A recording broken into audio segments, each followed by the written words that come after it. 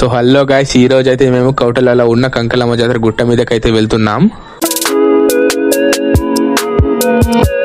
బండి అయితే పార్కింగ్ లో పెట్టేసినాం.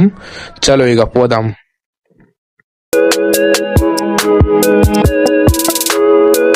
నాగరాజు పాలకులం 10 రూపాయలు ధర్మం చేయడం. మా ఊళ్ళోకి మెట్లు ఎక్కక ముందే దమ్ము వస్తుంది.